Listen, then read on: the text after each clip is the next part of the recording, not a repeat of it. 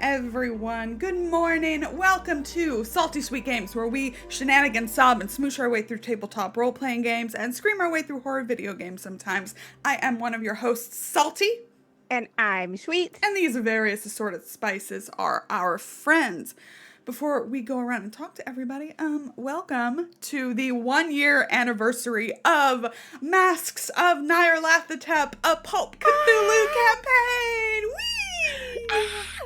It's happening. We have been playing this game for exactly 1 year, and we're on, let's see, not counting the prologue, we're on our 3rd continent with, maybe 3 more to go. So, it's a good time. We're here for a while, friends. Yeah, so we're going to be here, and you're going to be here with us. So before we go around and introduce everyone and their characters, especially our special guests, we have announcements. Firstly, a ton of thanks to our sponsors, starting with Roll20, our virtual tabletop of choice, which unites gamers across any distance with easy-to-use tools that run straight from your web browser for free. Is anyone going to interrupt me today? Anyone? No? We are part of their Spotlight program, which highlights indie TTRPG creators all across the interwebs, and we love them very, very much, and we are very thankful for them. Also, if you like dice and or coffee, we are also affiliates with Dice Envy and Grinding Coffee Co. We have affiliate links and codes with them if you want to save some money on your physical click-clacks or your delicious, delicious dirty beans. So, either or, those will be coming up in chat. Very grateful to them too. Thank you for the gifted subs and the resubs. You get your cute emotes, you get your cute sub badges, all the things. And of course, there are tip incentives down below if you would like to directly impact the game in very helpful ways that will make all the investigators very, very grateful to be alive still. Basically, anything that comes into the channel goes to very limited amount of things. Goes to channel upkeep so we can keep doing this every week. It goes to compensating our cast members because we believe in paying them for their time, effort, and energy, and of course their talent. And lastly, we get to do like new projects and things. Yeah, new things come in shortly. What else? Last thing.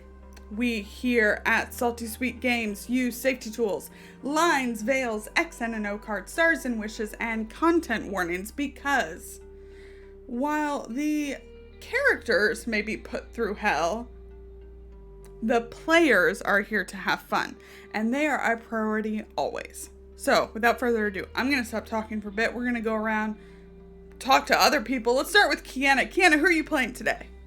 Hello, I'm Kienna. I am the Sweet of the channel. My pronouns are she and they. But today I am playing Irene Blackwell. She is a forger, used to work with the mob, has a complicated relationship with one Victor Gallo who has just waltzed back into her life. No big deal. She's kind of the team mom of the group. Surprise, messy past from you. When you learn that your mom has way more history than you thought they did, because that's how, parental relationships work. That's what's going to happen soon. Surprise. Great. Good. Okay, let's go across the way to Allison. Good morning. How's everybody doing this morning? Great. So good. I'm so hyped. This is awesome. Hey, everybody. It's Allie. I play Ganymede Graves, adventure scientist, who is looking for 2 things in Shanghai, a pirate ship and a face to punch. And hey, if Victor Gallo's face happens to show up, it's all good. It's all good. I don't know why any of you want to punch him. He's so nice. I have personal reasons that I'd rather not discuss right now. Well, too bad because you're up next. Introduce yourself. Who are you playing? Hi, it's me, Summer. I use she, her pronouns, and I am playing one Mr. Charlie Rapp, who uses he, him pronouns, and all you need to know about him is he's hot, hot, hot, and he's got a lot of money. The two qualities I love in a man. No, don't. Lots of money. Just skip over the fact super that hot. he can do spirit shit. Oh, yeah. And he also can a talk to- demon. he can talk to ghosts, and also he does have a little demon inside him right now. Maybe, I don't know. We're figuring that out together, So- me and the demon. Allie and I watched The Exorcist last night Yeah. just because I was thinking about you.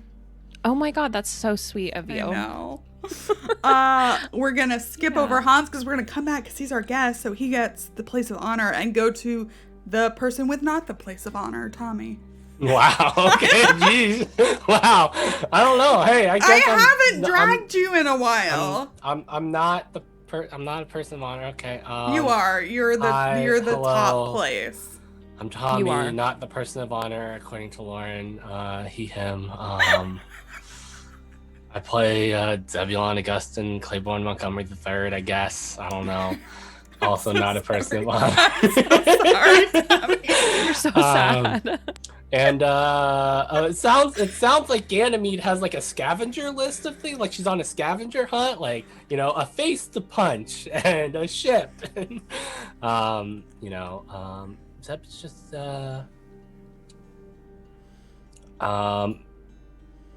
Zeb is both, you know, concerned for Charlie, but, you know, it also felt good to kind of, you know, Get out some of that energy. Get out some of that, some of them feelings we all have towards Charlie's at times. Of course, Charles. Yeah. Everyone wants to tackle him a little bit. Yeah. Who wouldn't? It makes sense. He's hot, hot, hot. Get your hands all over it, you know? All right. And last but not least, our very special guest, our first GM on this channel when we started, it's Hans. You're so- hot muted. You're hot muted. Okay, so I have this thing where we're doing web capture and I have several other loud people in my house and I'm trying to mitigate that fact. So, hi, I'm Hans. I'm not going to live up to the hype. As you can see already, the technical skills are not living up to the hype. But I did tie this bow tie by myself. That's my claim to fame for today, and I'm going to go out on that. Oh, my pronouns are he, him. I'm playing Anthony Chang. His pronouns are also he, him. Amazing. And the fact that Hans can tie a bow tie, I think automatically makes him the winner. Just the winner. So let's get into it. I'm gonna try to talk a little slower for web captioner because I got behind. If you have never joined us before, now is the perfect time. The investigators came together over the murder of their good friend Jackson Elias, who was investigating the infamous Carlisle expedition. All the members of it were formerly presumed dead, and that led him, and now you all, to a conspiracy involving various death cults around the world. Many names, many forms, but all the same and to one end. Based on the clues you found in New York and England, and the encounters you've had with the Cult of the Bloody Tongue and the Brotherhood of the Black Pharaoh, you theorize that these cults are amassing in particular locations around the globe and working together to build a machine of some sort, though the particulars and purpose are still unknown to you. In Shanghai, you do know that the cult in question is called the Order of the Bloated Woman, and that a member of the Carlisle expedition, Jack Brady, is somewhere in the city.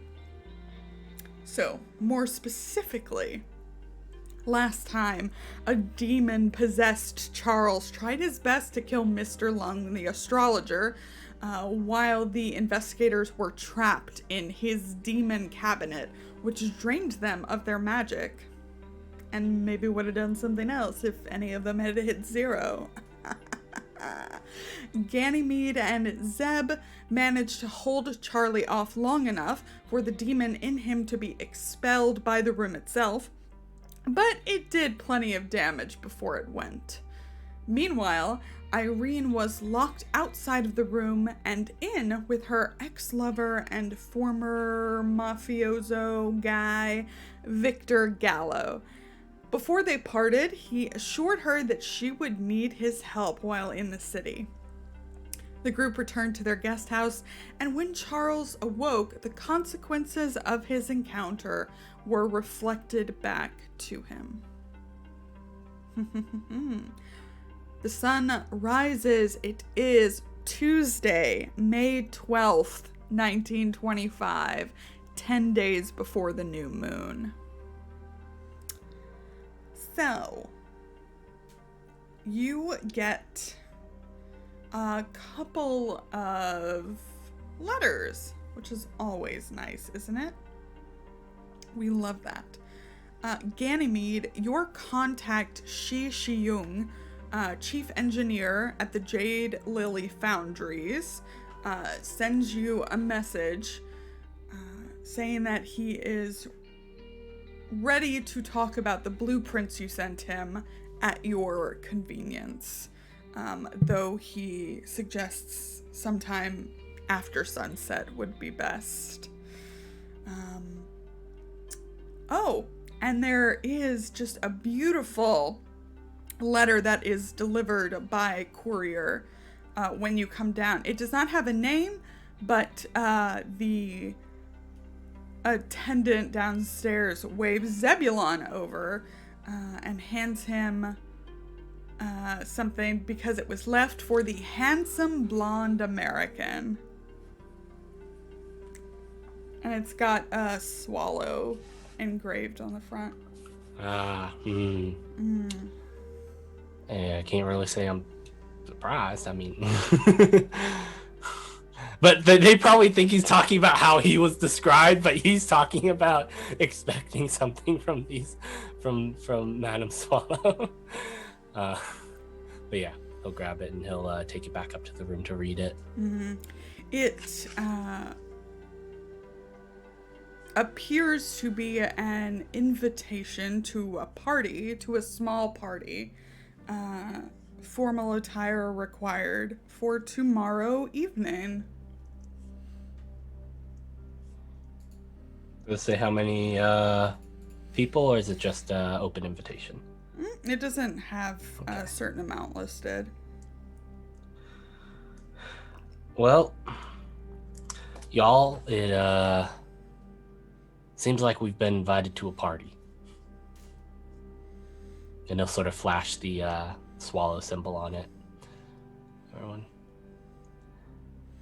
Yeah, I imagine Ganymede and Irene are up and about, but I don't know that any of you have seen Charles yet. He's just been vibing. Yeah, well, I've been vibing like how do I what do I do about this? What do I do about these, my eyeball?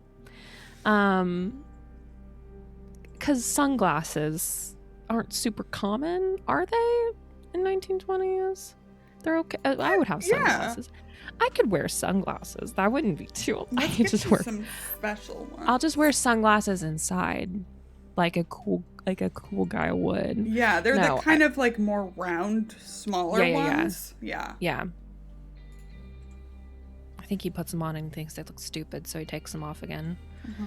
He's like, "What's worse, these sunglasses or a golden cat eye?" And he's like, "Well." Sunglasses are worse. Obviously.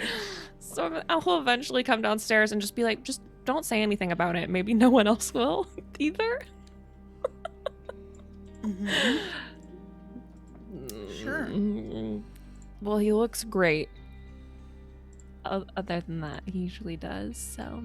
Yeah. So do we want to pick up? Zeb has just gotten this invitation. Ganymede has gotten her letter. Yeah. Irene is downstairs as well, and Charles descends the stairs.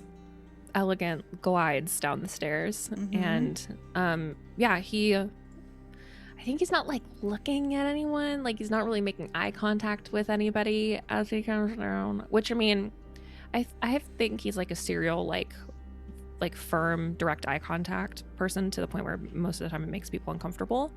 And this time he's like not looking at people as he comes down to the breakfast table and is just gonna be like, I'm gonna get some tea. Like doesn't say anything. Don't draw attention to myself. So the rest of us don't know about his eye yet, right? No. Okay. In No, fact, not yet. he slept. He passed out and slept straight through the night. Yeah, I think that you would still see like coming up above his like coat collar, there is still some like faint like lines. Like it looks like faded scars, like almost like stretch marks at this point, like super, super faint. That's kind of like dragging down from his neck, like down under his shirt that you would notice as well. But yeah, the eye thing is probably because it's like gold, like a cat, like literally like a cat gold eye. I think as Zeb Ganymede goes. is- Oh, Go ahead. No, No, I go was just gonna say, I think Zeb like goes, "Hey Charles, glad to see you're up and moving after yesterday, but I think I got the thing to brighten up your day. We got one of them parties you're so fond of that we got invited to." Zeb like clapping Charles on the back. Great. Ganymede is sorry, go ahead. Go. Yeah, Ganymede is she's wearing something very similar, kind of these very fluttery tan colored pants and a baggy white shirt. It's already warm. And she's like over a bowl of congee with a fried egg on top and eating it with chopsticks. And she's super good at the chopsticks. So she doesn't look up immediately as Charles is coming down the stairs. She's just eating breakfast. Yep. Charlie just makes himself some tea and then is like, great, where's the party at? Who has invited us? Because I didn't think we knew anyone here that throws parties. One Madam Swallow. You know, our good old. Yeah. Oh, Yeah. The folks I was So, swallowing the other day. a cult leader. I mean, we don't exactly know if it's a cult yet. They all wear tattoos, Lauren. They have swallow tattoos. Yeah, that's true. I mean, it could be a It's cult. not It the could cult be of the swallow here. it could be a mafia. It could be a lot of different. Wow, reasons why it could there's just a be a hooker nice lady. who all with people who all It have could just be a swallow nice lady tattoos.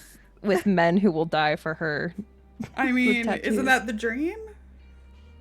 Yeah. Oh, it's a dream. That doesn't not make it a cult though. A little bit.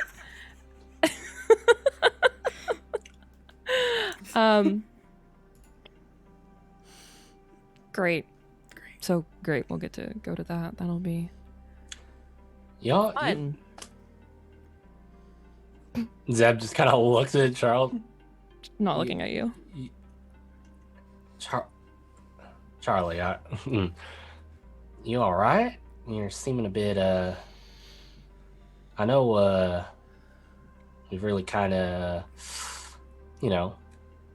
had to get a little bit physical there yesterday, but Don't worry about that. I don't I mean, you've remember been it through at worse. all. well, that's probably for the best. But you. It's a party. I mean, I thought that you'd be like already picking out your outfit. I've got a few other things on my mind. I am making a psychology check on Charles. He would never not pick out his outfit for it. I'm already weird. talking about what I'm gonna wear. He would never not be talking about his clothes immediately. Okay. Go for it, buddy. Yeah, I'm just gonna. Wow! Of course! Hey, Tommy's back. Tommy's back. Of course! One of my best skills! You want to that's use so 8 sad, points bud. of luck? Luck is free, but this is not something I want to use luck on. Yeah. We finally figured out where Tommy draws the line with luck. I'm not using luck on Charles, okay?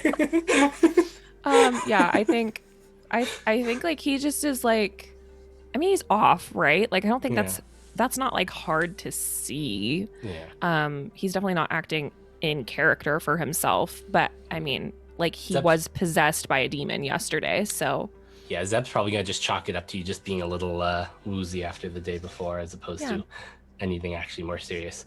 yeah. Excuse me. Don't pursue me. Okay. So, after breakfast is done, what's the plan? Do I have any mail? Everybody else got mail. Yeah, sure. You have mail. It's a letterhead from the Shanghai Courier. It is in English as the other, I think the other letters you've had have also been in English. Requesting that you come by, and it has a time, very like efficient, like, 10:30 a.m. and exact directions. The courier is in the international settlement, I believe, or just outside of it. I'm guessing Mr. Lee hasn't showed up this morning. Not yet. Yes. Yeah, I think that after like breakfast is kind of winding down and Charlie's like thinking like, okay, well we can go meet up with Mickey's contact and all that stuff. He kind of is like, well, shit, where is our comprador? Like, where's our guy? And I think he's gonna look kind of at the group and be like, what happened to Mr. Lee yesterday? Is he okay? Physically, yes. Great. Mentally, maybe not. He saw what happened yesterday. Okay. And had some second thoughts about rejoining us after the whole whatever happened. Okay. Well, what did you tell him? Well, Did you explain anything? it's really hard to explain when. Well, I wasn't even in the room. I have no idea what happened other than what Ganymede and Zeb told me. Okay. And it's kind of hard to explain these types of things when you have the person who usually explains these types of things unconscious. So we gave him double pay and told him we understood if he did not want to associate with us anymore, but that we'd continue a open working relationship if he wished to continue it. Well, okay. The double pay was probably the right move, but now that he's seen it, I can't imagine. I mean, whoever comes with us, or if we hired somebody next, like either he's going to tell them something and they won't want to work with us, or somebody else will be exposed to all of this and we'll just have to do it all over again. So maybe before we go to the courier to meet up with Mickey's friend, maybe I go talk to him. Just see if we can get him back on board. Ganymede looks up finally at this point and says, I'm not sure that would be the best idea, Charles. But he was, after all, present for the whole affair. He saw the whole thing, the claws, and the blood and everything.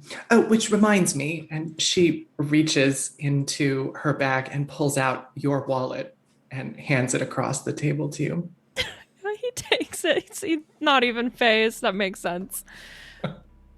Claws? Yeah, claws, like, kinda. I haven't done that in a while. I know. I love that sound. It tickled me.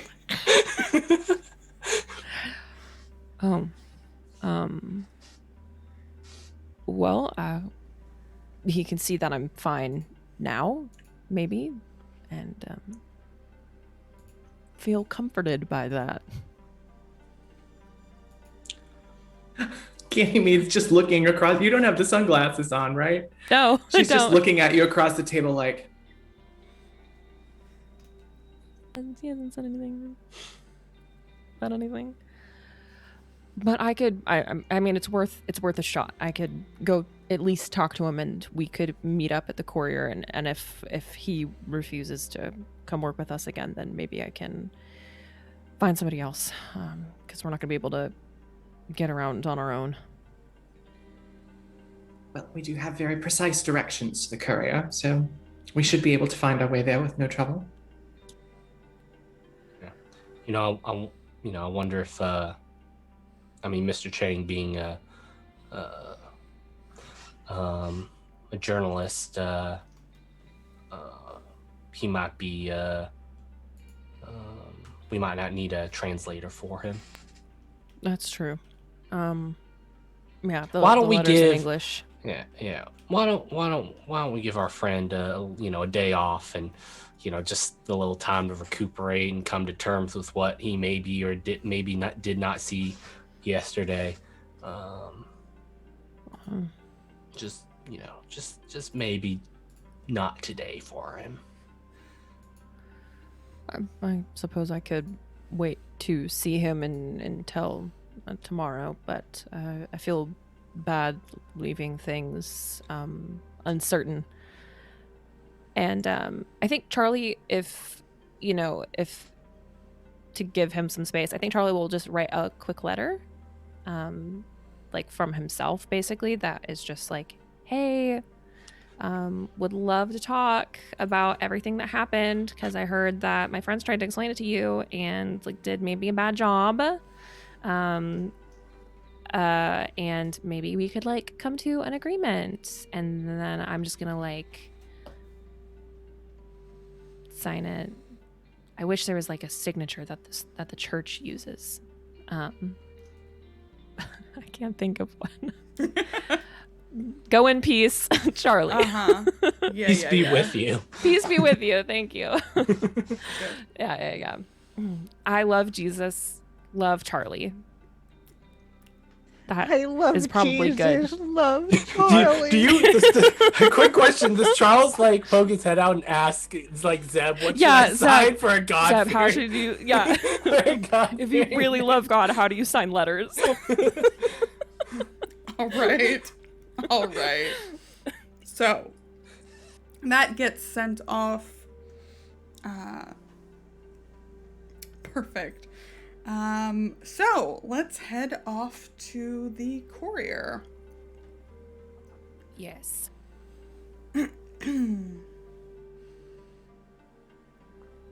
You can follow the instructions pretty good. I just want to see if you arrive on time. So I think, Irene, we probably need a language roll of some sort. Oh boy. Okay. I'm sure this will go fine. I don't know if Anthony cares about punctuality, but he might. Okay. Nope. There we go. That's fine. Yeah. So you get a little turned around without a comprador and end up arriving about 20 minutes late to the courier, which is not bad considering how big Shanghai is. But the directions were very good. You can mostly just follow the kind of outlet of the river, and cross a bridge, and it's a very simple two-story building. You can go inside, and someone at the front desk tells you where to go to see Mr. Chang. And Hans, why don't you describe your character for us? The art is so good. Shouldn't we just look at the art for Yeah, a we while can all longer? just like, I mean, so good. okay. So we're doing Shanghai. What's the temperature like right now? Is it It's uncomfortable? hot. Yeah. It's still May, so it's not in the like most humid part of the year, but it's warm, especially in this building where you're working on the paper all day. Yeah, so it's 10:50, not 10:30, right? So it's like, it's getting fairly close to noon, but how busy is the Shanghai Courier? Is this a fairly busy paper here? I think, well, since you've been kind of spearheading it, I think you have like a couple of dedicated folks doing that with you. Right now, people are probably still like writing up stuff. I don't know how many editions you have, if you want to have like a morning and an evening, or if it's like once daily. That sounds like less work. Let's do that Yeah, one. Let's do the morning yeah. only. That makes sense. It is dual language as well, so it goes out in English and Shanghainese. Usually of no more than 12 pages. But the accuracy and completeness of its reporting is respected throughout the East. Yeah. You got such good notes on this game. I do. So Anthony is like very clean, very dapper, hair like just so, has the jacket for this suit nicely hung onto a coat rack, which is visible in the corner of the room, wearing like brown vest, brown trousers, shirt, bow tie, sleeves pushed up but not rolled up, and there are papers in piles, very organized piles all over the desk. In both English and Chinese. So it's kind of a organized kind of mess in here. The room, I'm thinking like a really classic reporter's office, like you're looking straight back, you've got the door with a glass window, there's a desk, there's 2 guest chairs, there's a single chair behind the desk. And Anthony, I think, is already standing and just turns, checks his watch, and says, I'm sorry, you might be... Is it Charles Rapp? Yes, that's me. And friends, yes. Hello, Anthony Chang. Very nice to meet you all. Welcome to the Shanghai Courier. Thank you so much. Sorry we got a bit turned around. We lost our comprador. That's fairly serious. I think he's alive, so not dead or anything, but he may have quit. Did Charlie say that out loud? Yeah, well, when you say you lost someone, it sounds like they died. So he's like, oh, I don't think he's dead. Don't worry. He is most certainly alive, Charles. He's fine. He's fine, I Charles. was a bit unconscious when you said your goodbyes, so. Apologies for our friend Mr. Rapp here. He's had a bit of a he's had a bit of a day yesterday, and he's a little out of it. Zebulon Augustine Claiborne Montgomery III of the Times, and it sort of holds out his hand to shake. And which times might those be? The New York Times. Mm-hmm. New York, fascinating. Very well. Noting Zeb has never been published in the New York Times. I was about to say, does Zeb still have a job? You fucking poser. I've had Zeb's freelance. Zeb's freelance at the moment. So Anthony, what Mickey, your contact in London, told you about this group was a bit sparse, though he did put his full kind of weight and trust behind them. What did he call you all? Outrageously attractive investigators? Was that it? Was it? I think that was Yes. pretty close. We've got it. We've got the Close. quote somewhere. Courageous, Courageous and ridiculous. ridiculously attractive investigators, and this is starting to maybe seem like them. Maybe. I mean, I look amazing. Except you won't look him in the eye. Well, I'm not looking anyone in the eye. I'm a little bit like I'm a little self-conscious. I'm figuring it out. Anthony's going to turn and pick up the folder on the desk, which is labeled on the side. And when he picks it up, he opens it up and says, "Very well. So which of you are the courageous ones?"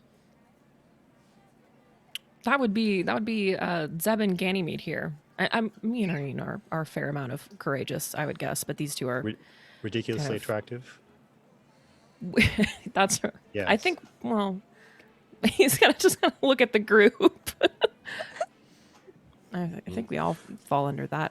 Irene category. blushes. She's like, Yeah, don't let Miss Blackwell's calm demeanor fool you. She could stare down a bear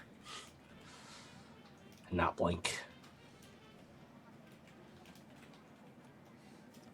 And yet you've lost your comprador. it was complicated. He might not be courageous enough. Had a bit of an altercation yesterday at Mr. Lung's. I don't know if you're familiar with the man. And Charlie still has the paper, the flyer. So he would, it's like really folded up now, but he would pull it out. Strange man, from what I remember.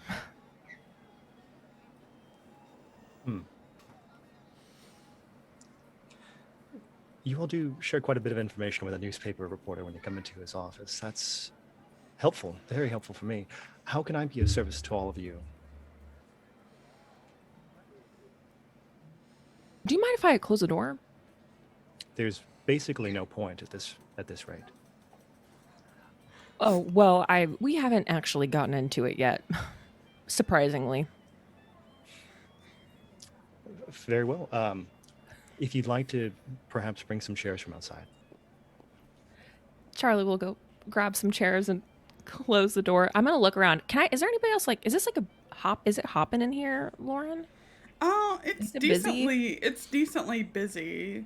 In Nobody's the like main following area. us or anything. I didn't say that.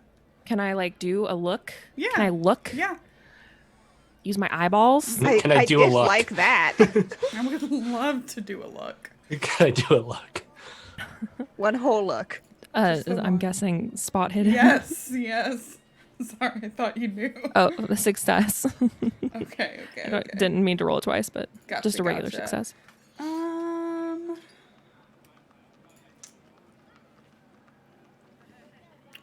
So on your way here, I think you might have spotted someone perhaps following you. It was hard to tell if they were just walking to work, but they did kind of go along your same route.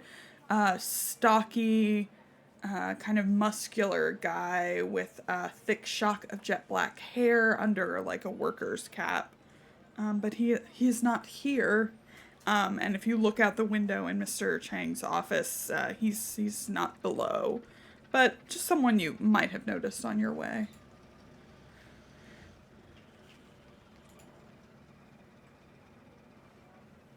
Zeb will bring, chairs in for everyone and close the door behind him. Mm-hmm. Great.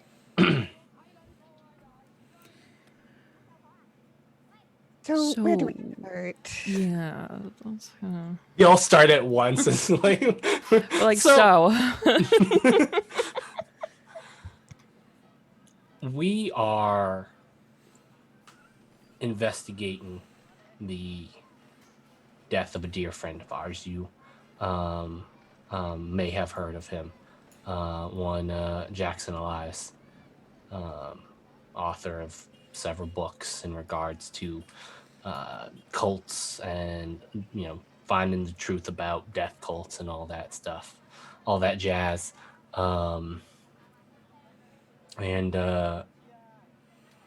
well, he was unfortunately murdered about, was it 6 months now? 5 months. About 5 months. About 5 months ago. And we're following up on his last investigation that we think is perhaps the reason that someone had him killed. I'm going to be upfront with you. This has been a little bit on the dangerous side.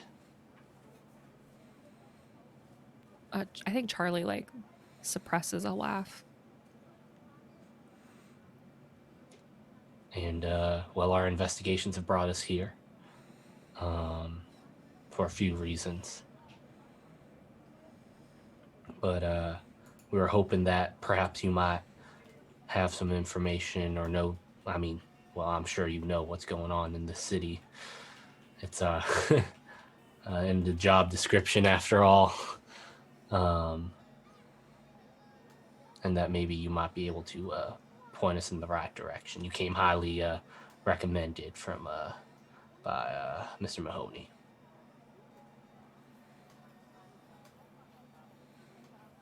And with that recommendation, Mr. Chang, it perhaps is worth mentioning that our investigation has led us far beyond the circumstances surrounding our friend's murder. We are on the trail of what appears at least to be a global conspiracy. And although I would have laughed at such things just a few months ago, the things that we have seen in the intervening time have forced me to conclude that they are no laughing matter. This may be, there may be some connection to some kind of extra-dimensional or supernatural forces or beings for that matter. And it is that investigation that's led us here and to your office.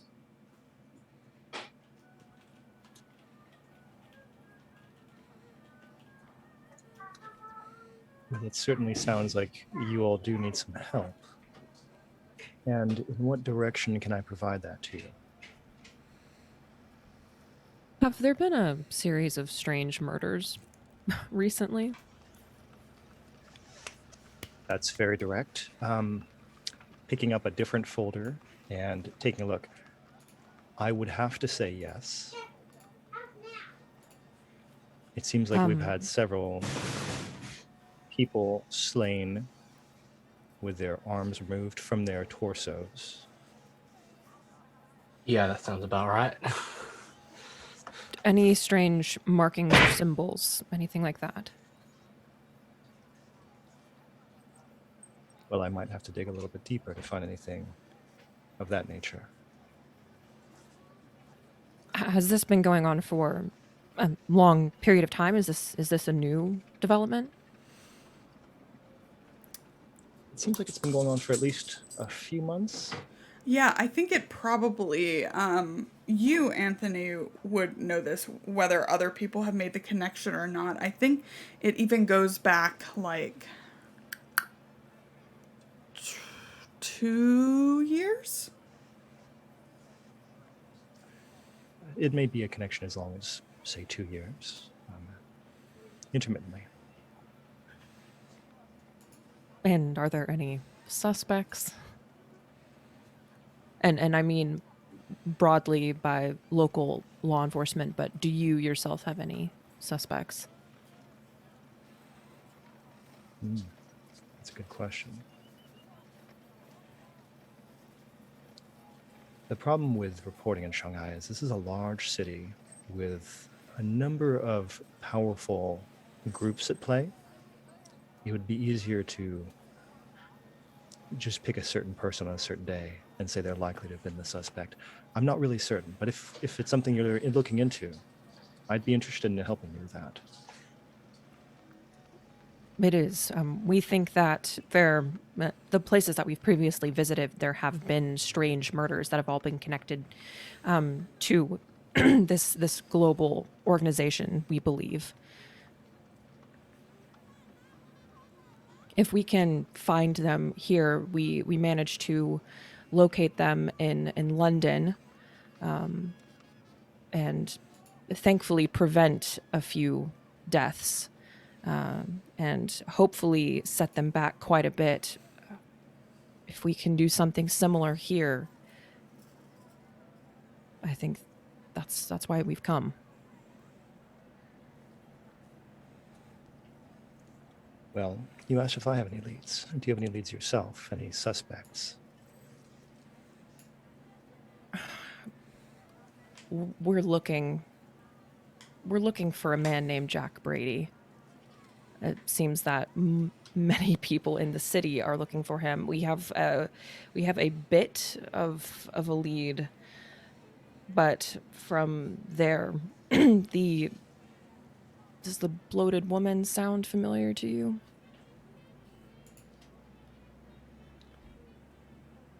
It doesn't, but I can make inquiries. Apparently they're an organization, and their members are marked with a tattoo under the armpit, so they're hard to identify just anyone walking by in the street. But if we could figure out their headquarters or location, that's one of the few leads that we have. But Maybe. I think Jack Brady would probably be the first and foremost. Maybe someone a bit more out in the open, someone you could tell us about. What can you say about a Madam Swallow? Are we expecting these two things to be connected? Because when I think of Madame Swallow, I think of very particular things. What do you think of? Well, she's known for her different, what's the term? Flower girl houses. Bit of an art collector, bit of an eccentric. Violent woman? I haven't angered her. I wouldn't know. Well, we think Jack Brady might have. Now, this Jack Brady also, where does he hail from? Where is he from? He's from America. He's right? American. Yeah. He's American, but he was a bodyguard in an expedition that our friend was looking into shortly before he was murdered. He's one of the only members to return from this expedition, so it's crucially important that we find him. He was staying with a girl at one of Madame Swallow's flower girl houses, I would assume. She was moved, so I haven't been able to get in contact with her yet or see if she still knows or is housing Brady, but it's possible. Contacts with Madame Swallow. I can't really help too much in that. But again, if it's something you're looking into, I am interested in finding out more. This Brady, large man, small man? I pull out the photo that I have from the expedition. the photo of the expedition.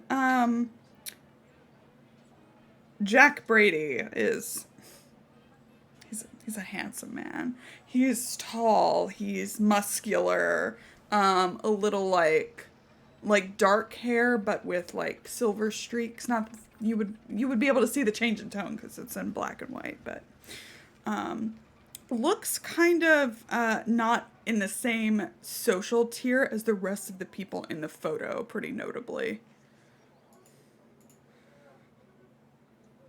So it doesn't look like he's moneyed. No.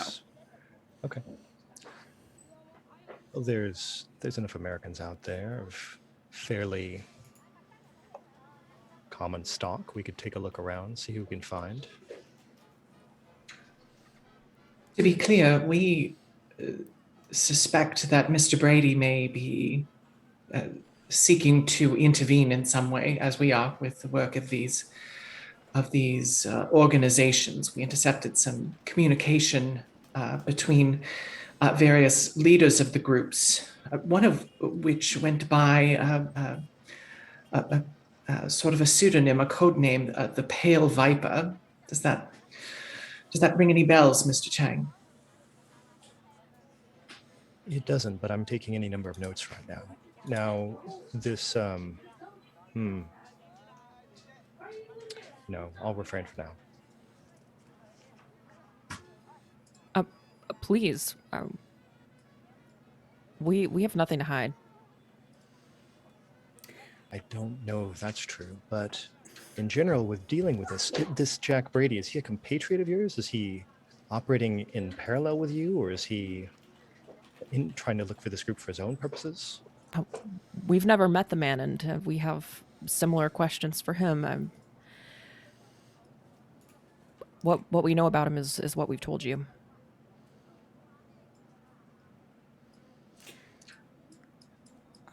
Anthony, this description of Jack Brady and their inquiries, I think brings up a couple of articles from a while back, at least one, and I will show it to all of you.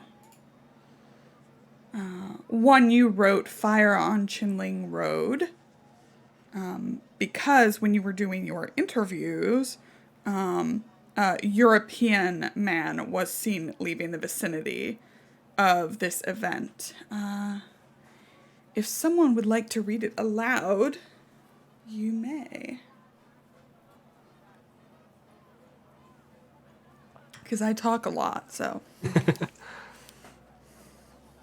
Tommy, you're a resident reader. Last time I gave an article to Tommy, I gave him a hard one. You don't have to call on Tommy. I will.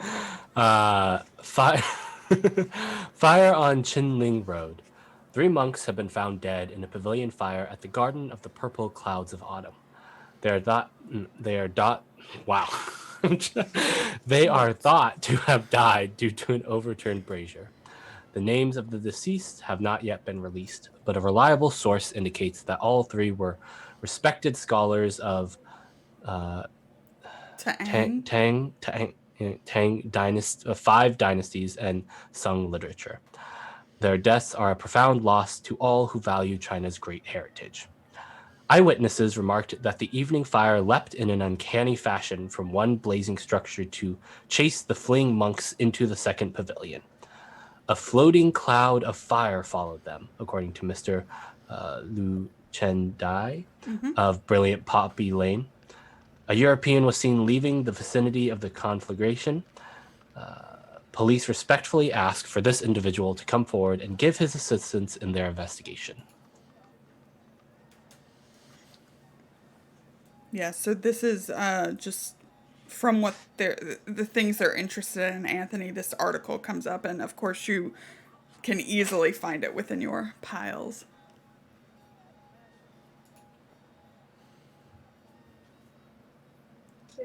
Well, so it seems like maybe there are some connections between this Jack Brady and some other things that have happened here in Shanghai. Maybe we should all go take a trip, go take a look around.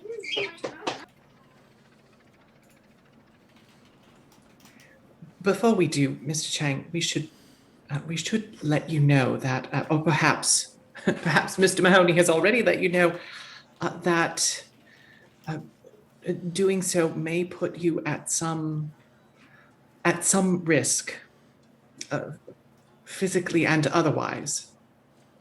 We're willing and able to defend you in any way that we can, but I would not want you to choose to accompany us without having all of the facts.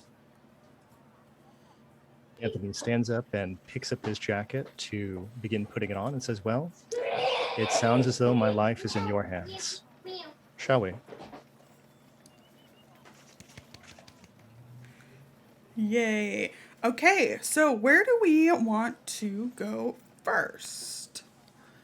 I do want to go see the flower girl. I think I got her name. The one who was housing who was housing Jack. Choi Mei Ling. Yes, Choi Mei Ling. Yes. And I think that Min was the contact. I don't know that the girl that I talked to gave me the new address. She but said I wonder basically up the street from where she was. Yeah. Okay, cool. So we can just that's one place that I would like to go, just to talk to her to see if she's talked to Jack at all. But I can wait on that if other people have stuff that they want to do. Yeah, so we want to go back to Lantern Street to follow up on that. There is Chinling Road. Perhaps someone saw something. Yes. Yep. And yeah. Okay. Good.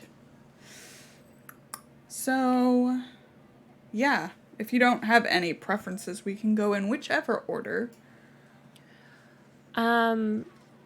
Yeah, also, I don't know if we want to try and meet Madame Swallow or whatever Before the party? before the party.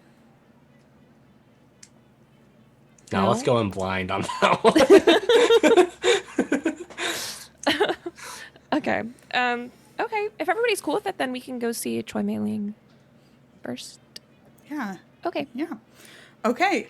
So, with Anthony with you, it is much easier to navigate the city. You head back into the international settlement to 88 Lantern Street, where you started your inquiries. And will, I think, after some knocking on doors and asking, there is another Flower Girl house, and the person who comes to the door is wearing a robe with lots of symbols on it, like painted on it. If any of you want to make language check or an occult check, you may. I'd love to do an occult check. Why, yes. Why, yes, I would love to.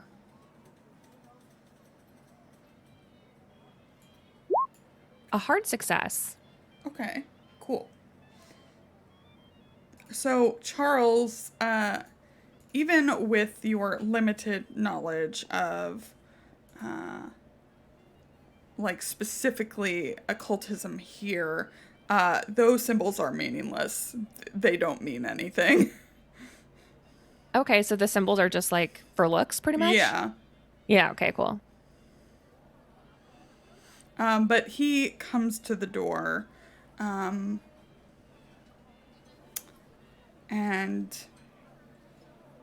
yeah, if you'd like to ask him anything, you may. Maybe at this point, Anthony will just say, if you do have any questions, I'm sure I can translate for you. Just that we're looking for a girl, Choi Mei-ling. Yeah. Okay, Anthony, why don't you make, a psychology check? If you want to. You don't have to, but you'll get this as they won't be able to. Why wouldn't I want to, right? Yeah, That sounds I great. know. Hey, nice. First roll. Okay. And you continue the tradition of being the guest character that does everything that Zeb does, but better. 3 for 3. Okay. So, if you ask about Choi Mei-ling, he tells you that she has vanished. She vanished soon after being sold to him. His tone is very kind of polite, like almost kind of slimy polite. But when he speaks about Choi Mei-ling, his language, he uses words that are definitely more derogatory. He's convinced she ran away with her American friend in spite of how well she was treated. Although your psychology check clearly reveals that he is far from a caring employer. And you don't think he's withholding anything from you. So the lady you're looking for, Miss Choi, she's not here anymore. And this man seems to think that she's run away with an American. Did he say American, or did I add American? Nope, he said American. Okay, thank you. So, sound like she's with Jack Brady, Wherever he is. wherever she is. Well, did he say he knew she ran away with the American, or he thinks she ran away with the American? No, this is definitely a supposition on his part, but perhaps supported. Did she perhaps leave anything? Did she leave anything behind, or that he's aware of? This is the point at which one of you should give me some American money or something similar, and then we'll hand it to him, We all and we'll look go at inside Charlie. and look. Yeah, I'll And get we out all my look at wallet. Charles. Yeah, everybody's like, Charlie, where's the money? Don't worry, I've got the money. Yeah, I'll give him whatever is appropriate and just be like, hey, can we come inside and like look around her room, maybe? That's basically what Anthony says, yeah. Yeah. Yeah. Yeah. He will accept the money and he will let you look around. There's nothing to be found here. Cool. Worth its shot. Yeah. So, I think I would like to ask him if he ever met her American companion, like if he ever met Jack Brady himself.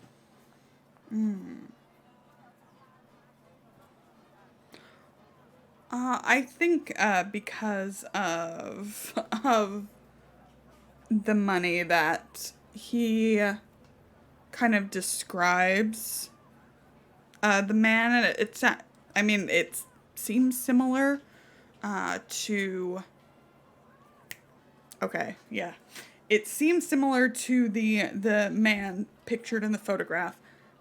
He also adds that he sometimes came around with a friend, and then describes the friend as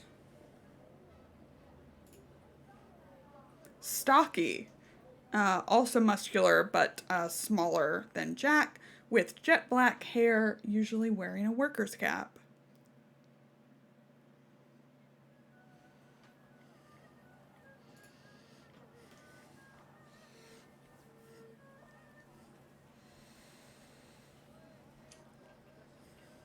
And that matches the description of the person that you saw following us, I think. Charles, is that right?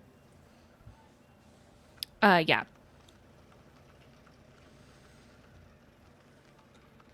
Well, tell him thank you for his time and for the information, and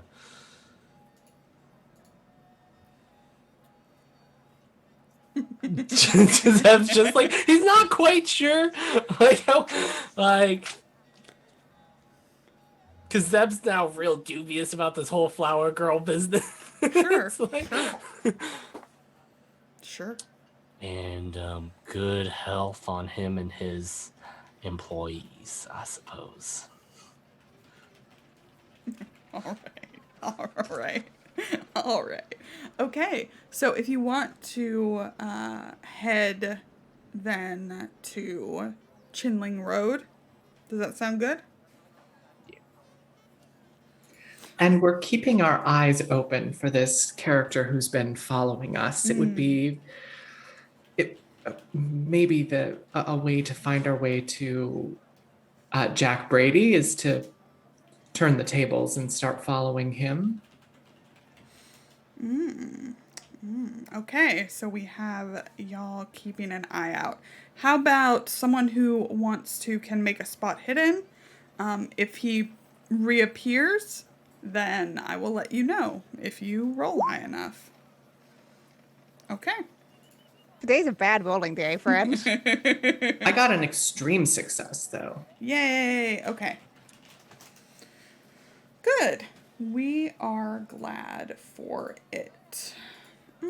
Bad rolling day for some of us. Just a few. Okay. Just you. It's almost always a bad rolling day for me, except for like occasional, once in a blue moon. If you rolled well on our 1 year anniversary, that would be too good. Be cursed. You can't. Not today.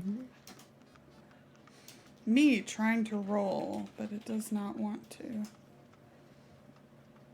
Weird. Okay. Anyways, I'll just roll it here. Doesn't want to. Cool. Okay.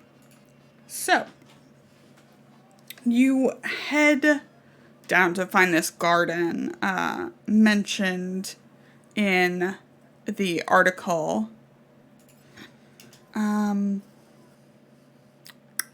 It is in the old city, which is the same, at least, area of the city that Madame Swallow's house is. It's a Buddhist temple, and he, again, can talk with Anthony about some of the information in the article. Specifically about the European man. If you would like to show him that same photo, you can. Yeah, absolutely. Just be like, does this guy look familiar?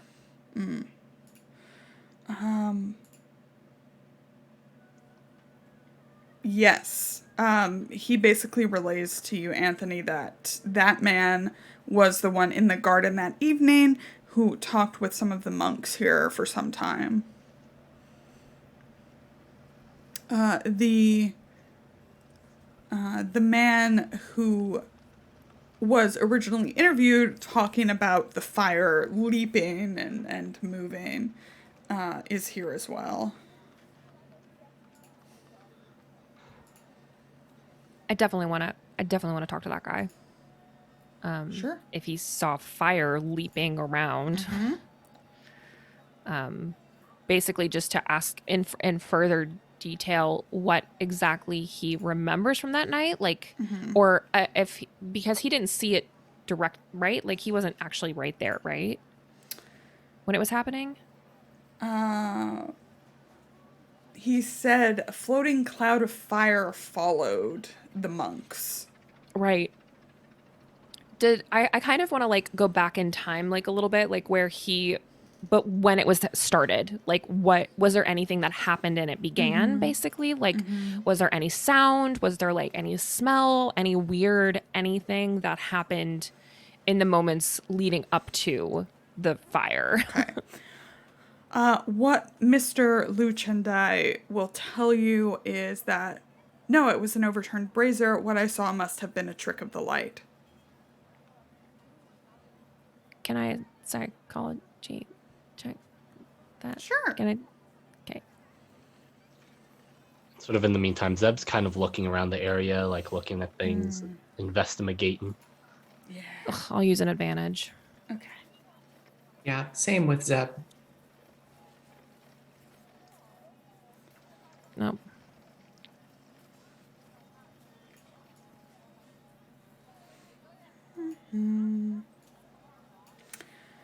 Yeah, he's obviously,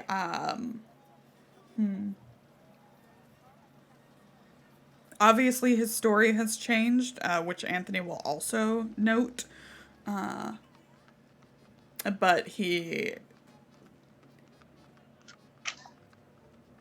that's all you can glean from this interaction with him. Ooh. Anthony, you can make an intelligence roll since you were here at the time this happened.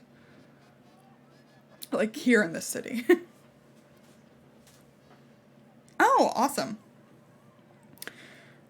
You remember that particular day as being pretty humid and windless. So a mobile fire is highly unlikely. So as strange as his story was before, like, chalking it up to mundane circumstances is even more unlikely. So Lu Chendai what would be the appropriate thing to try to like coax and see if there's a reason he wants to change his story this way? Would that be persuasion or would that be psychology? I think it would be persuasion. Okay. I know I've got that skill somewhere. I just got to find it and then I can roll it. Yep. There's a lot of columns on this sheet. There are. And sometimes there they're it is. alphabetical, sometimes they're not. It's a little different. Okay, I'm going to push the button. Nice. Okay. Oh my god, Tommy.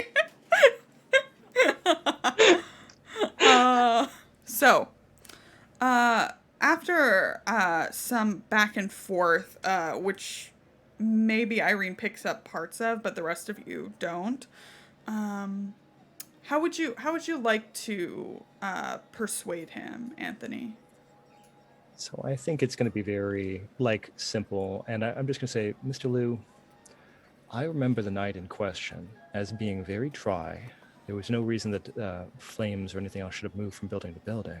And I can see where you would feel embarrassed by the idea that someone might think what you saw is not real. But I tell you that all of these people here are excellent scientists and are here to track weather phenomena that are inexplicable. It's a very important branch of science, and they require firsthand accounts. Yeah, absolutely. Brilliant. Mwah. So, what he ends up telling you is that there was no overturned brazier, at least not when it started. And the fire, he describes the fire as almost chasing, but not the monks, the European man, Jack Brady. You all assume to be Jack Brady. It was like the fire was chasing him.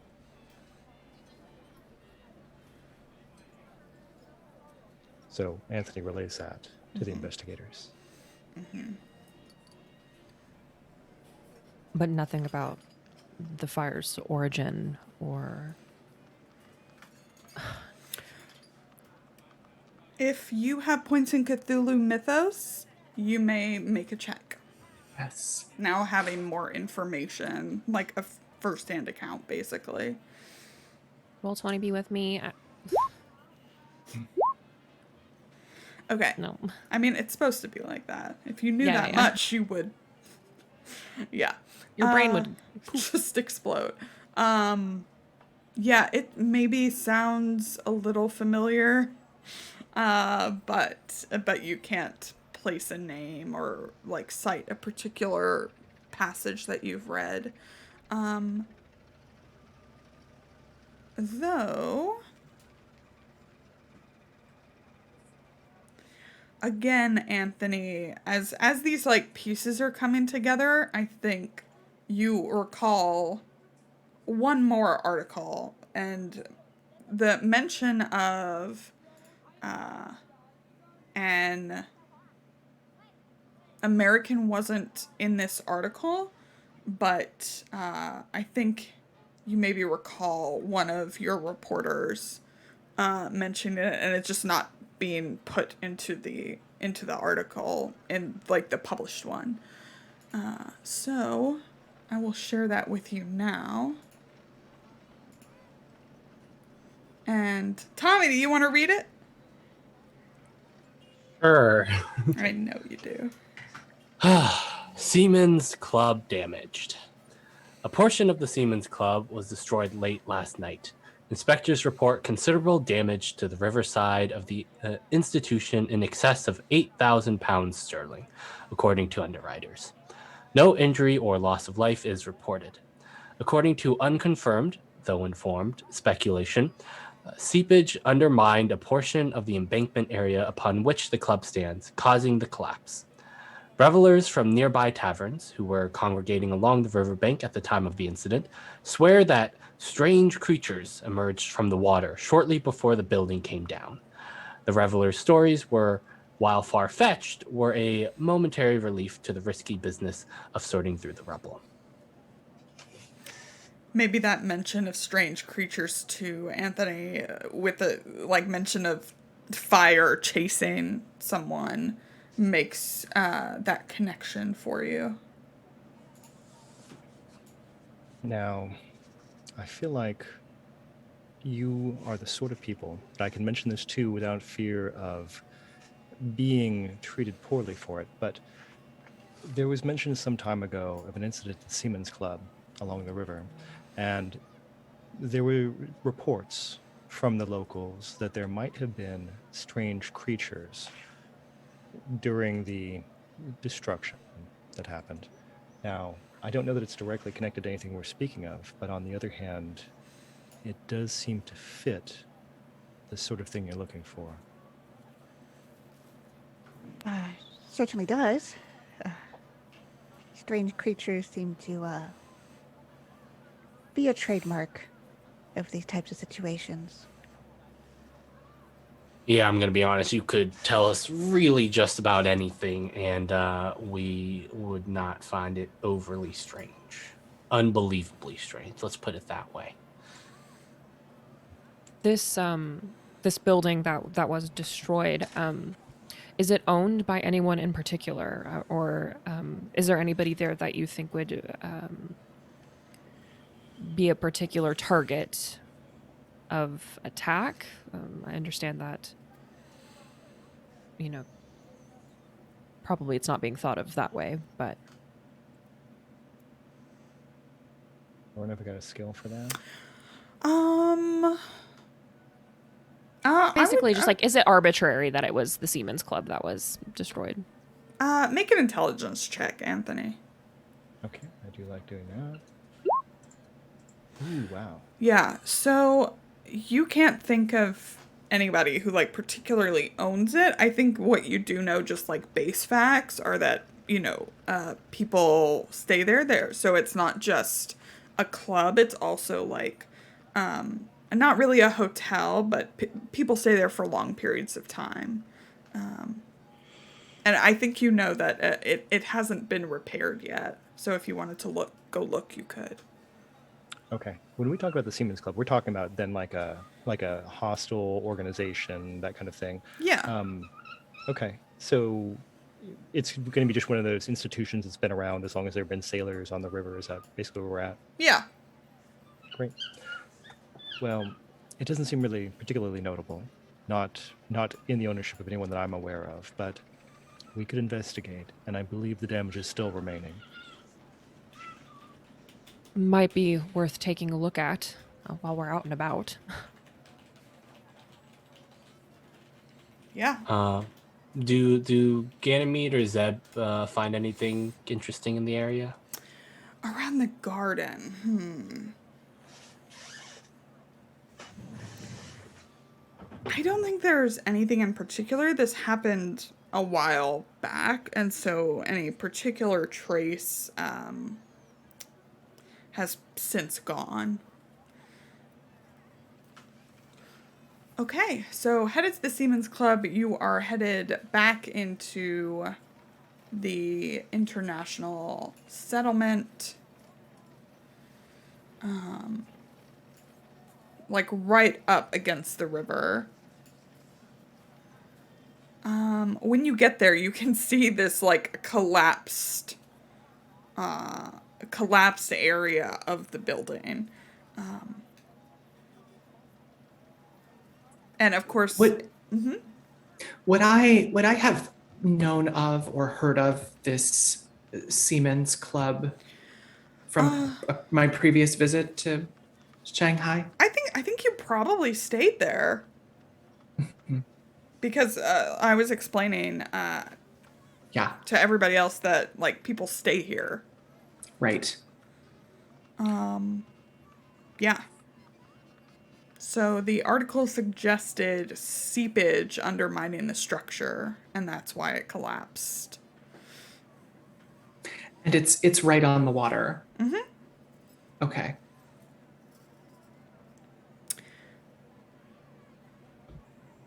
There are definitely like locals around. If you wanted to look at the building, it's easily done. Yeah, I would love to, because I think like my personal theory, like is that maybe Jack Brady was staying here.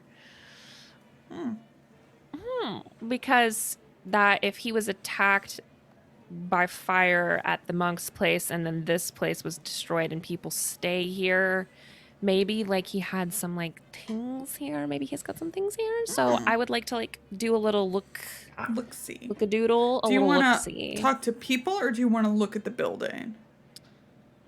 I'm gonna let other people talk to people. Oh, You can split however you want or not. Yeah. yeah, I'll go with Charlie Yeah. and look at what's left of the building. Yeah. Okay. It's my eye. You know, I can't. I'm not. Not Maybe in the like mood. closing one eye or like just like don't Guess Right. Zeb will go with Anthony and see if Irene wants to come with us Yeah, I to talk guess to so. people.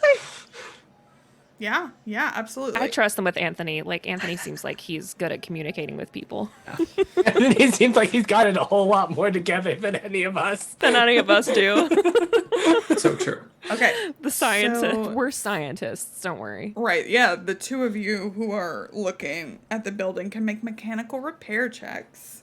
Oh my god! What the fuck? I'm gonna use an advantage. How many do you 'Cause, like, have? 1.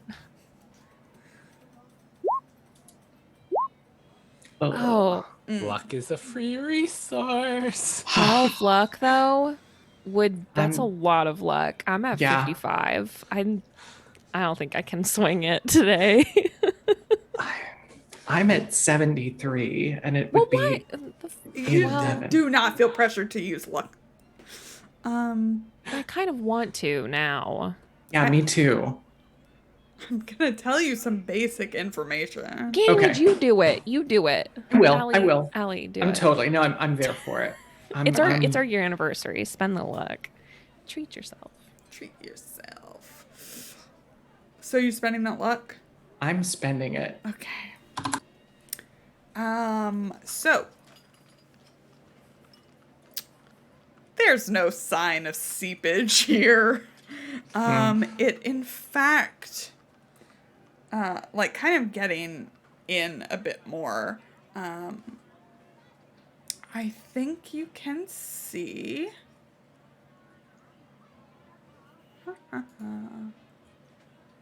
Where are you? There you are. I think you are able to see kind of underneath this like particular area of the Mhm. building is where guests seem to stay. Okay. And I think you find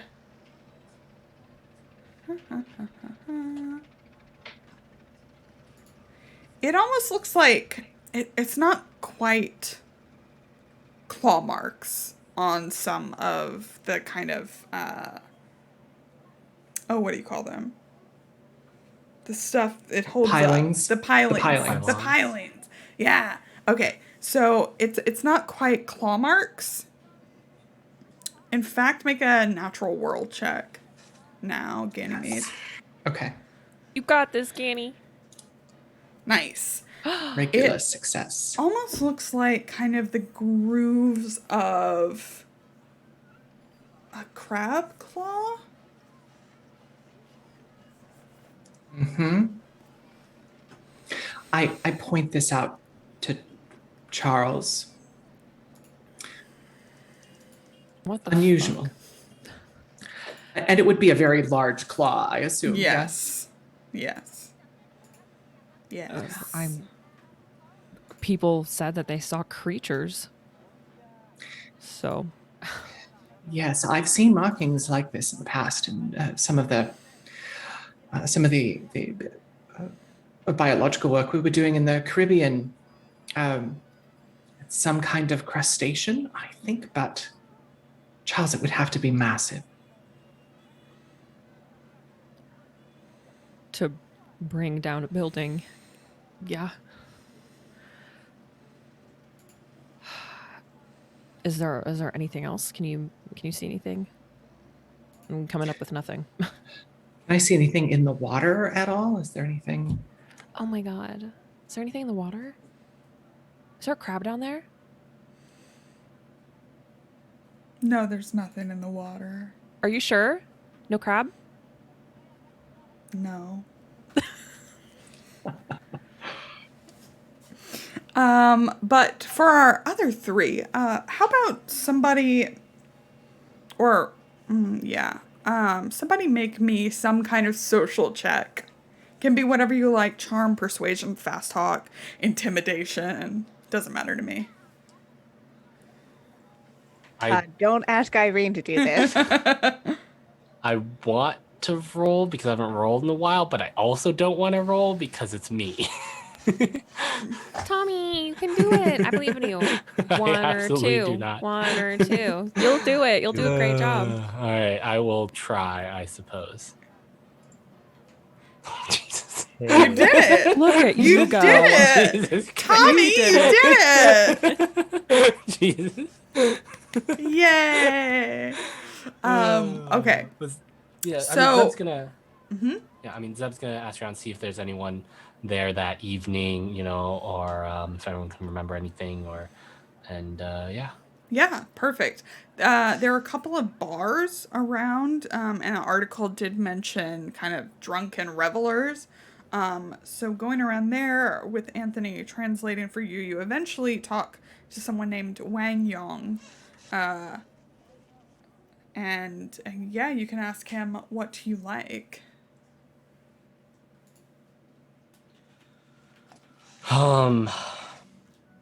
Anthony, can you ask him to sort of recount that night as best he can?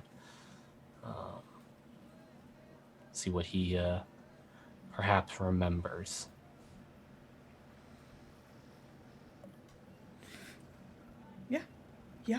Yeah. Please. Zeb does say please. Sorry, that's Zeb is a good boy. Zeb is a Zeb is a good boy. Everybody's a good, polite boy. Southern boy. So this man, I think anybody not involved in the line of work that you're all involved in would definitely think of him as a teller of tall tales. I think he's like scruffy and bearded, and his it looks like he's maybe spilled a drink or two while he's been here today. But he swears that the creatures he saw looked like walking fish with huge claws. Like, and he and he like makes motion like a crab claw, not like a claw. Yeah, that is mighty strange.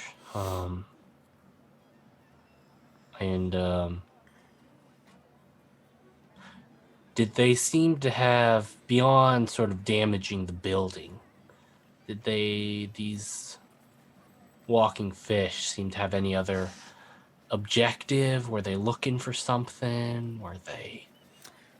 He says that they were, you know, like swam towards the Siemens Club, and he'll like point out like across the way, and like you can see Ganymede and Charles down there probably. Like points over there.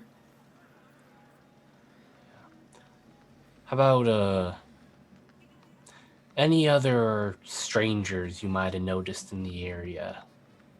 Anyone that might have particularly stood out during that time?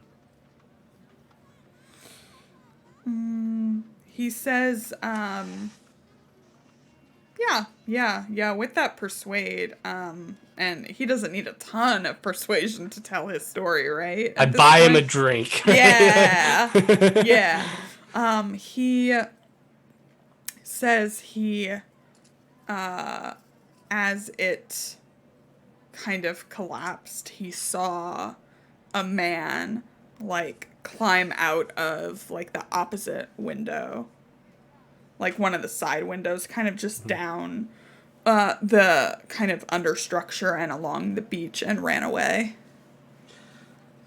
I think Zeb would have asked Charlie for the photo since we were going to be the ones asking questions. Zeb will pull up the photo of Jack Brady. Oh yeah, he very excitedly is like, that's the man.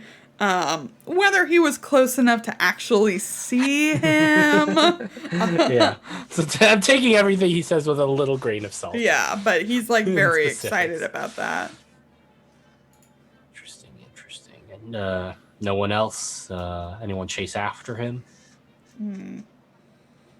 No, he says he's not sure because the building collapsed. Yeah, I mean, understandable. Zeb will look at the other two. Y'all got any other questions for this fine gentleman here? I mean, I guess this is also a question just for anyone who is around here. Have there been stories about any form of creatures coming from the water? Not necessarily the same if walking fish with claws, but just generally speaking, is there any tales or anything of monsters that come from the seas? He actually, I think, recounts, Anthony, this will sound a little familiar to you. He talks about waves appearing out of nowhere, that swamped a trawler, out to the east? Yeah.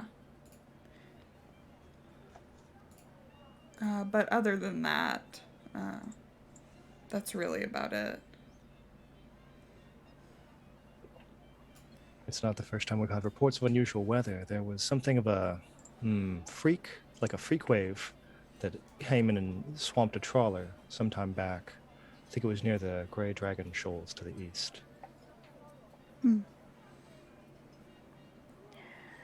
That's all I can think of. I just wanted to make sure this is, if there's any pattern of strange occurrences or if this is new and unprecedented.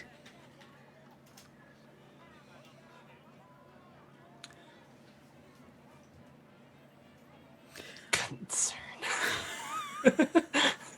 Okay, so you can all meet up again, back together. Yeah. Zeb will sort of relay what they found out. It seems like Jack Brady's been jumping from place to place, hideout to hideout, trying to, well, obviously not get caught by. I'm gonna guess the strange creatures are probably the cultists, thingy creature things. I'm gonna guess that's usually their MO.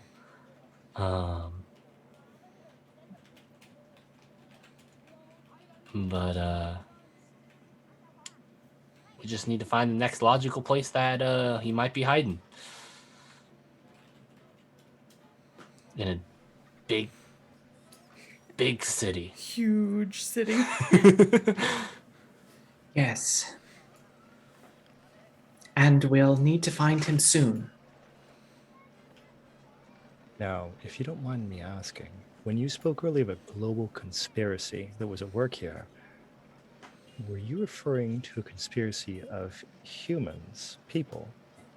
Or are you all under the impression that this is somehow a conspiracy of leaping fires and giant crustaceans?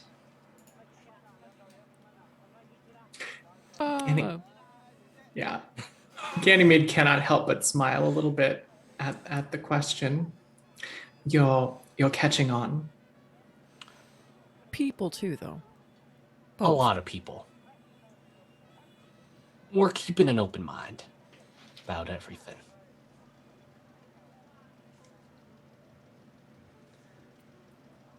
I see. I feel like these people are now not scientists, they're crazy.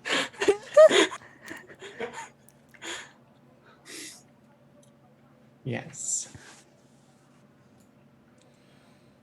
Mm-hmm. Yep. We're all just looking at each other awkwardly now. Yeah. So. But I'm. That's Oh yeah, I was just gonna say, if you still wanted to go seek out Mr. Lee, it's probably, I'm gonna say it's like getting to late afternoon. Like you've been all over the city and like looking for people to talk to. So we're like going on late afternoon here. So if you'd like to go find Mr. Lee down at the docks, you can do that. And of course you have a party tomorrow night that I feel like you should invite Anthony to. So.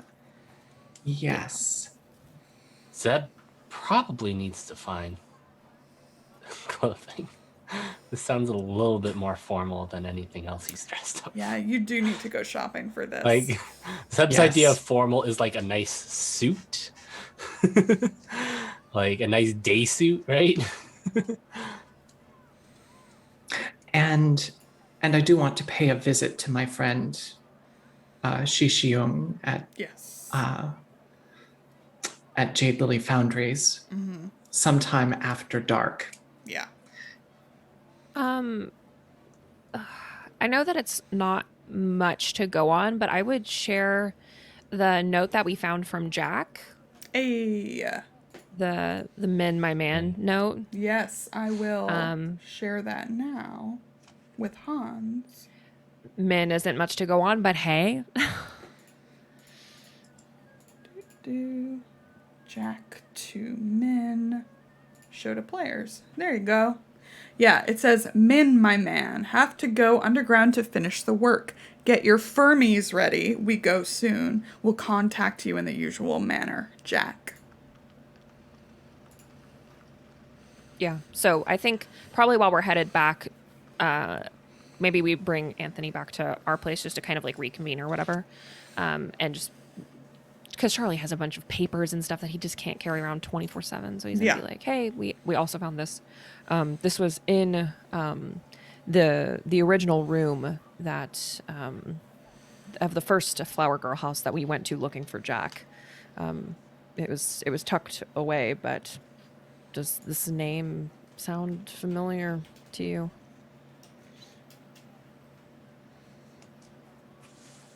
I have suspicions. Yes, I suppose so. This, perhaps is not a good lead to pursue. And why would that be? Or qua. Well, when I said that I was putting my life in your hands, I suppose I was being somewhat colorful with my language. I didn't mean to literally put my life into your hands, especially. So, there's an organization called New China. They're young and very idealistic, and some of them are rather radical. And there's a man named Chu Min. So he is probably the Min being referenced here. And he could be considered amongst the most radical of the members of New China, at least the most likely to take violent action.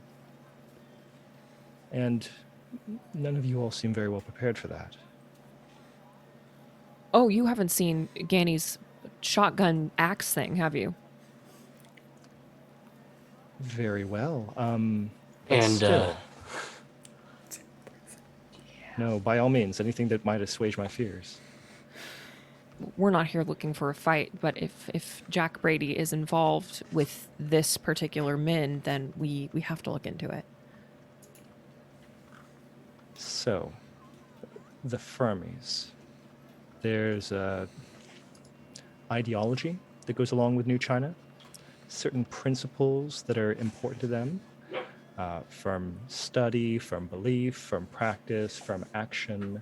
These are things that they believe as being essential to a modern China. And this Chu Min, he leads their firm action faction. So with that, you should expect them to be very prepared for hand-to-hand fighting. They're probably well armed. They might have dogs barking in the background. They might. But long story short, one or two, or all four of us, all four of you, frankly, against a small army does not seem like a good match. Well, we're not going to fight, right? We want to talk to them. We want to talk to Jack. We're not after him. I mean, it's clear that there are plenty of people who are, but we don't wish him any harm. And if they're all working together, then hopefully they would be able to understand that. I mean, are they beyond conversation? I haven't found out yet for any of my own personal business, but how would you all suggest that we make this introduction?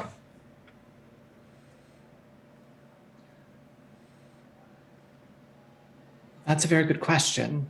I'm not convinced that we have anything to fear from them or from Mr. Brady, for that matter. He's the correspondence that we intercepted seems to indicate that he's been something of a thorn in the side of this conspiracy. It may very well be that we have some aims in common, and if they are about to take some kind of action, perhaps we might be able to offer assistance in some way that could give us an angle from which to approach them. So you would be interested if I tried to, say, make an introduction between all of you and Chu Min, try to actually share your point of view and how you might be beneficial to their cause, or at least have similar ideals, goals. As they relate to giant crustaceans and strange globe-spanning machinery, yes. Yeah, we may need to work on our approach a little bit. But an introduction would be much appreciated. We don't want any trouble, and we definitely don't want to stand in their way. We just want to see what is going on with Jack Brady, talk to him, find out what he knows, and see what he's been doing here and why so many people are after him. It's our understanding that he's been building some sort of weapon, and if that is going to be useful to us, then I think we'd like to know about it. We could be on the same side for this particular matter. When this note here refers to finishing the work, do you believe that the work they are referring to is this weapon? That's my opinion. It's too much of a potential overlapping coincidence to brush it off as just coincidence. And if it requires the support of men of firm action, well then,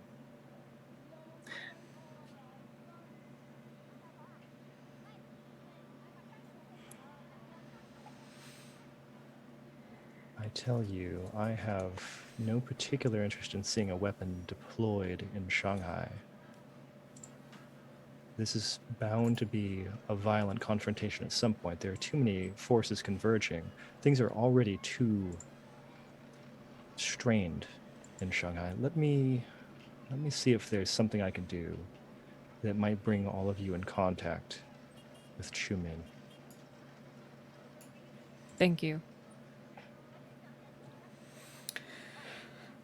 Okay, so we know Ganymede is headed out to talk to her contact at the Jade Lily Foundry.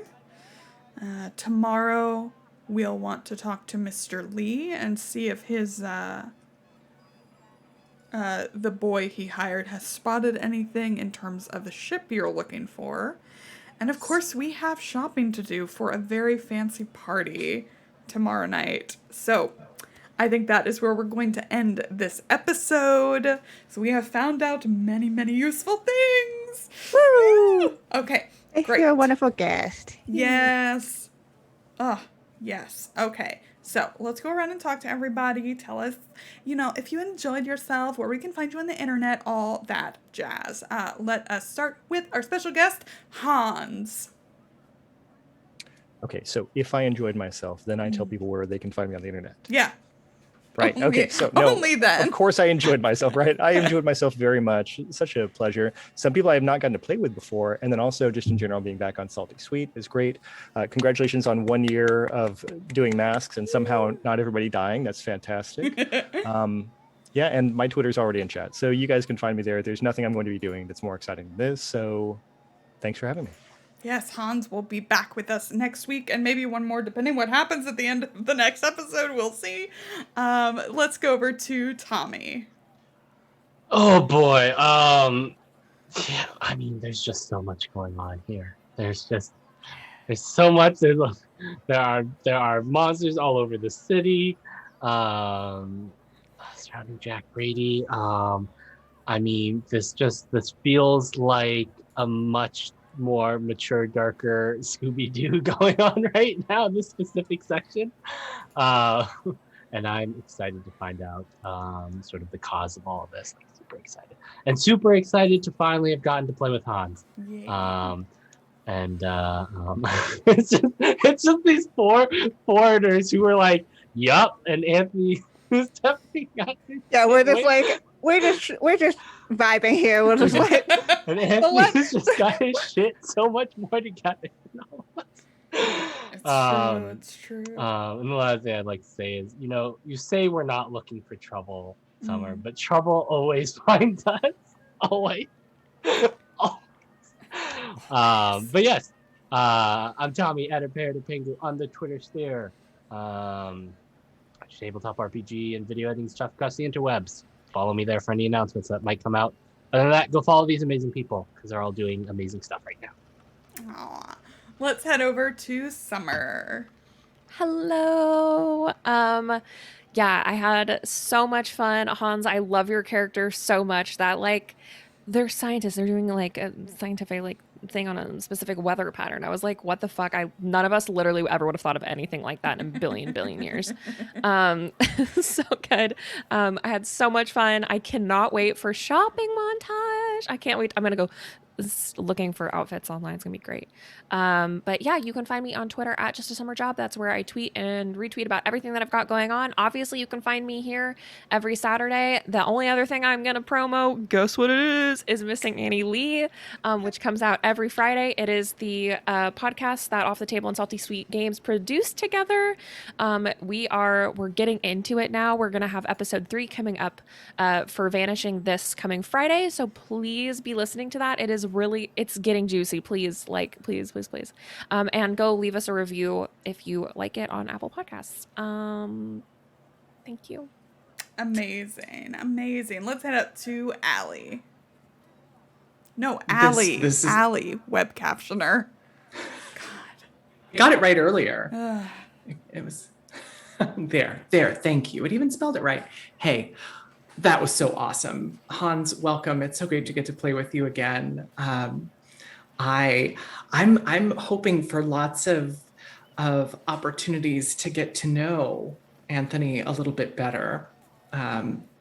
He is a very mysterious character. I'm also super excited to see giant fish people make an appearance in this campaign. If you are a Lovecraft fan, you are probably exactly as excited and or terrified as I am. So buckle up. And also a year. Come on. This is so cool. I've loved getting to do this with all of you. Anyway, I'm Allison. You can find me on Twitter at Allison Robinson with 2 L's and a Y, where I tweet about robots and space and RPGs and other cool things. Follow me there if that sounds like your cup of tea. And I will see you here next week. Awesome. And Kienna, anything personal to plug? Yeah, I'm Kienna. I am the sweet of this channel.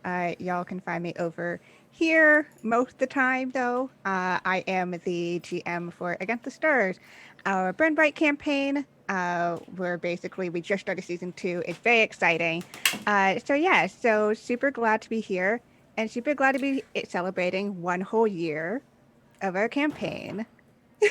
Surprise, Lauren. Surprise! I'm gonna cry. Happy y'all. 1 year anniversary! Just casually me stalling for the cupcake to appear. Yeah, so Thank you. I mean, everyone, we have been playing this for a whole year, but we couldn't do it obviously without the channel and without Lauren GMing. She also does all the production stuff. I set up things and then she runs them. So basically, she's amazing. Everyone, please go and follow her on her socials and find out what other cool stuff she's doing because she's doing a ton of cool other stuff. You've got a big announcement coming up. I'm not going to spoil that. Yeah. But, next week. But yeah, go follow her on that salty ginger. Add that salty ginger on the Twitter.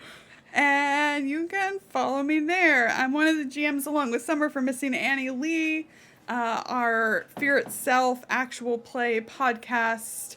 If you like things like Twin Peaks and It, if you like horror, if you like feels, this is the podcast for you. I also may be on the front page of Twitch next Saturday. And I will wait till it's like formally announced, but I'll tell you now. I'll tell you all now. Running a game I love very much. So yeah, I'll keep you posted.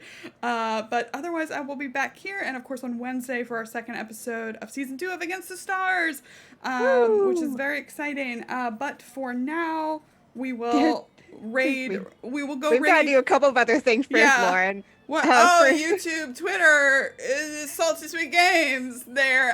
Thank you, Roll20 Dice Envy and Grinding Coffee Co. Thank you, everybody, for subbing today, for following, for just like being here and chat. Even if you're just lurking, like it means so much to us. Really, truly, madly, deeply. Good Cthulhu puns there. But we're gonna go raid someone now. I totally covered everything. You covered everything now. Did but, I? Good. Oh, Blow out your candle. blow Blow my out the candle. Make a wish. My wish is that we play a whole nother year of this game. Woo! All Yeah. right. Thank you, everyone, for joining us. Stick around, spam that hype and salty sweet love to our friends as we go raid. But we'll be back next week with another episode of this. Okay, wave bye, everybody. Bye.